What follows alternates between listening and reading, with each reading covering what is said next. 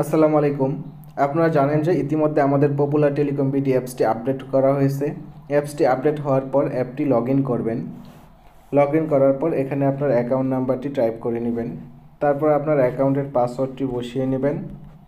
অ্যাপসটি log in করতে যদি কারো কোনো প্রবলেম হয় অবশ্যই আমাদের হোয়াটসঅ্যাপ আইকনে ক্লিক করে আমাদের সাথে যোগাযোগ করবেন। তারপর এখান থেকে আপনি লগ ইনে ক্লিক করবেন। লগ ইন করার পর এখান থেকে অ্যালাউ করে নেবেন। অ্যালাউ করার পর এমন একটি পেজ চলে আসবে।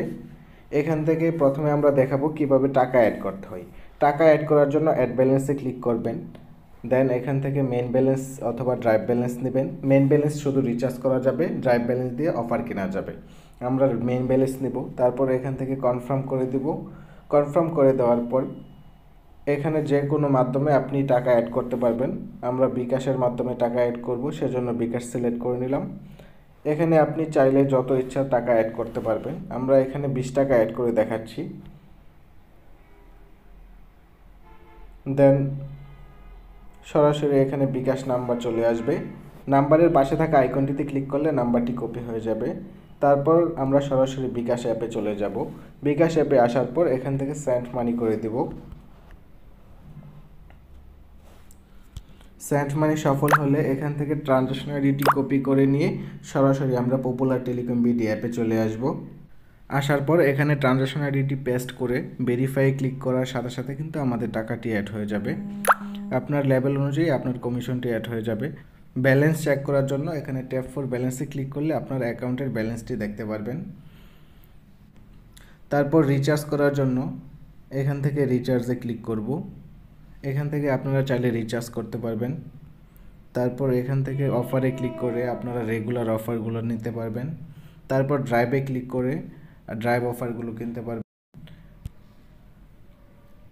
ড্রাইভ অফার কেনার জন্য এখান থেকে বাইয়ে ক্লিক করবেন।